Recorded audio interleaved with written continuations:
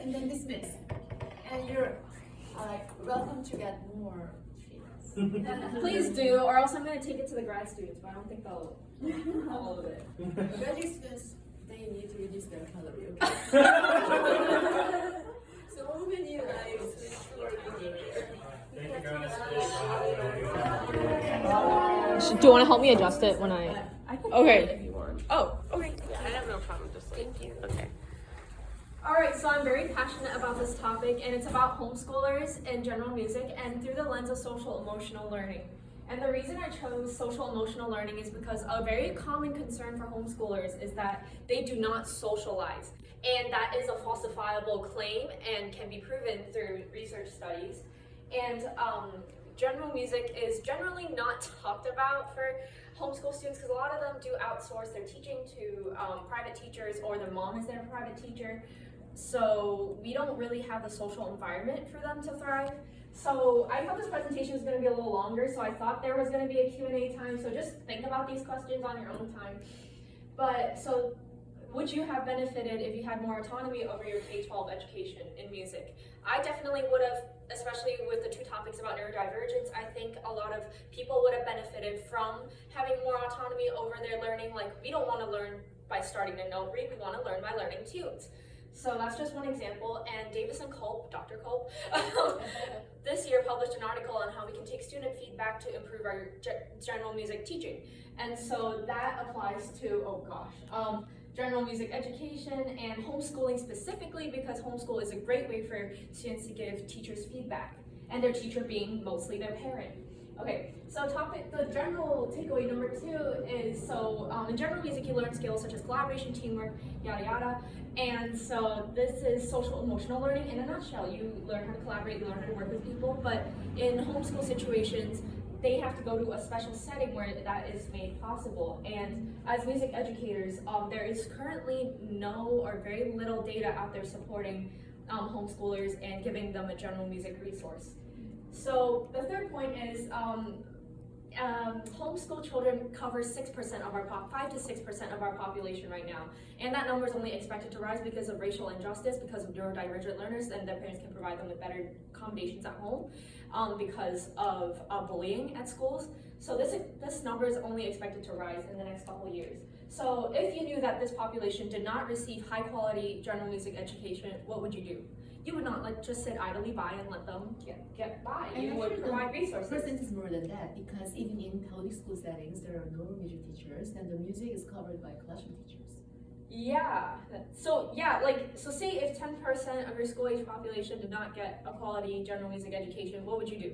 You would try to advocate for them, right? We advocate for so many things. Why not this crowd? So appreciate this picture of me when I was 3. It's a meme level picture. So no problem. I love that. It was at Disney. Ashley, were you homeschooled? Disney Oh. World. I heard my wedding on that. Disney World. 3, 2, 1. So I was terrified. Okay, so I already outlined it. Is that we don't measure their outcomes well enough. In New York State, homeschoolers are mandated to submit a report about their education outcomes for academics, but they don't have an equivalence for music. So that is a problem, because they may be doing something that we're not knowing about and that we could learn from, such as informal music learning, which a lot of them engage in because of religious reasons. And another set of data is that there is actually preliminary evidence suggesting that parents who are actively involved in their children's music education have higher music education outcomes. That just seems natural to us, but homeschool children are the ideal type of this situation where you are engaging them in a parental-child relationship 100%. And I already emphasized the lack of quality resources, because I was going to lead an activity in here, because again, I thought this was going to be longer, of how awkward it would be if we did a 2 or 3 part harmony with just like 4 people. That's kind of awkward. And that's how homeschool children operate, is because they operate in smaller groups, and it's a little awkward to sing a smaller song, or a song with smaller groups. So things like that. And then so these are my children. No, I'm kidding. These are my students that I'm teaching. This is from a recent recital. They're all homeschooled, and they've shown tip-top behavior. I don't know how else to say it, Tip-top except behavior. like I'm very proud of them, and they've made so much progress. So I'm really sad that there's not a good amount of education material out there that's for a smaller group of students, such as them. And sometimes they operate under mixed age groups too, because they may be reading at a 4th grade level, but their cognitive level, or like their physical cognitive level, is a 7-year-old. So we don't have materials that accommodate for this crowd. And so that's 3.7 million students in America as of this year, I think. And I already talked about parental autonomy and the concerns and the standardized testing. So I'm gonna move on. So I already talked about all of these: social involvement and student feedback from Davis and Culp, and I cited the studies that I already talked about. Let's skip the activities. So I already talked about all of these. Okay. So anyway. So the strategies, because that's the most important thing. So there's two-sided. So there's the teachers. So for us as educators, since these groups of students operate under smaller numbers and sometimes mixed age groups, we need more quality materials for these parents to read. Because in a dissertation that I read, the person interviewed homeschool parents, and they found that even educators who are certified in their state did not know how to read music education materials. Like, they weren't music educators, but they were teachers, so they knew how to read curriculum material. But they just did not find high quality material for their children. So this is a population that I'm really concerned about because of the people I work with. And you have the opportunity to become a home evaluator. In Iowa, I think they call this a resource hub, like a resource center, yeah. So where homeschool children and other alternative education students come to the public school to get their resources and to share experiences with them. It's a little like professional development for the parents, in my opinion. And so if you get an opportunity to participate in one of those, I would encourage you to do so, because homeschool children are a very academically, they are a very high achieving crowd. They're actually higher achieving on average than public school children, regardless of racial demographic. So I think that's something special about this crowd. So none of us are parents, well, you are a parent, but a homeschool parent. So for them, the problem is twofold. So if the parent is the primary teacher, they should be able to take pedagogy courses like ORF, Delcros, and all that stuff. Well, it's gonna be fun. Yeah, so even if they don't have music education experience, they can be immersed in the environment before they go read the education resources. And so they can be informed and to consult. So if they're gonna hire people like me, they should consult my teaching credentials, and they should provide their students with social music making.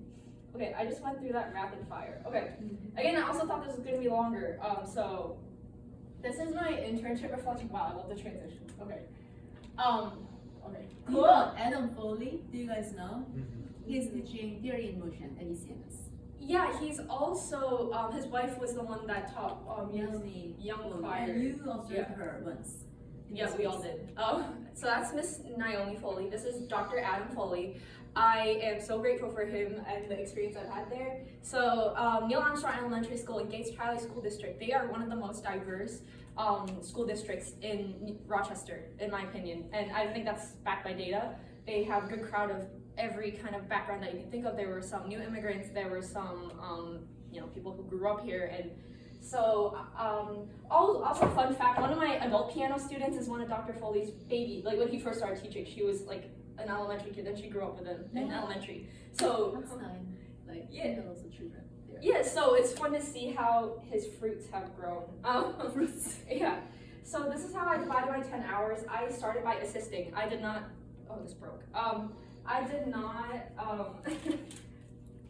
I did not just sit and watch. I feel like observations are a little contentious for me because a kid can see you and it's like, why are you taking notes while we are actively participating in the classroom? Aren't you a participant? You're an adult. So I started by assisting, and then by the 7th to 10th hour, I was co-teaching. The reason I say co-teaching is because I didn't just teach the whole class or teach half of the class. I taught activities here and there, and he gave me a chance to teach activities that were a part of each sequence. Like he had a sequence that he went through, and I got to teach parts of it for different grade levels. Okay, I have a minute left. And so I also spent some time with admin just talking to them, and I also spent another half hour with Dr. Foley debriefing. And so he did his PhD and I think other degrees here, so he had a very researched, informed pedagogy. I think that's important for us to learn as Eastman students because you didn't come here just to be a conservatory student, you came here to get a holistic education. And so by having more research-informed education, you can back your pedagogy with data and not just because my teacher said so as a reason. So just some key findings that I found were some developmental changes in students. So for the first graders, I was shocked the first day I went in. They had no sense of what they were doing. They were lost, basically. And so there was a lot of some of the yelling that we talked about. There was some of the, we're not gonna do anything because you guys can't even sit and listen for like 30 seconds about the activity, and they didn't even know how to line up. But by the end of the time I was there, they got all that together and they were able to play some group games.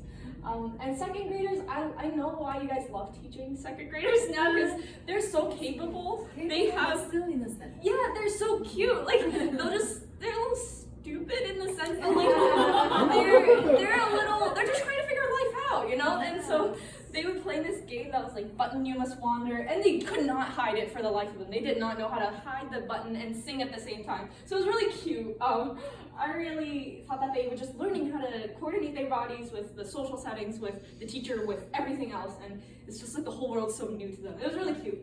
And then, the fifth graders gave me some attitude. So I think that's very normal, but with fifth graders, they're kind of at that awkward stage where they're physically not capable to do as much as they think they can, but they think they can do so much, so they'll give you attitude about it, and then your job is to like rein them in and say, hey, look, this is what you can't do right now, but we will get you there.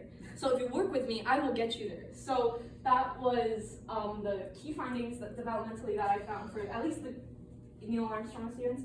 And just with curriculum design, Dr. Foley, I think, goes through these 4 stages at 5. And usually, again, emphasizing research-informed pedagogy, and he found that this might be important for all of us, is that there's no one method that works for everything, but there are better methods, such as with Gordon for rhythm. He found, it was based on his research in his dissertation, that works better, and Kodai with singing and things like that. So there's not one method that fits all, but there is one method that works better data-wise for a certain type of skill that you're trying to cultivate. And so that's it. I would 10 out of 10 recommend this for all, I don't know if you guys are gonna have a faculty meeting on it, 10 out of 10 recommend this for, especially grad students. Yeah, like that man deserves a raise. 10 out of 10 would recommend for doing this in strings, doing this in wind brass percussion, any other class. And I benefited so much from having a one-on-one mentor to build that relationship, because with observations, we don't really get to do that with the teachers. And I miss the kids already. I got the big hugs and the laughs, the smiles, and I even got a gift at the, like a little thing, but I didn't bring it. And thank you for giving me this opportunity. And I would definitely teach K5 music, general music, because of this experience. And I'm very confident in doing so because Dr. Foley gave me the tools, the skills, and the opportunity to improve and give me the research feedback that I so desire to hear. So yeah, that's it. Thank you.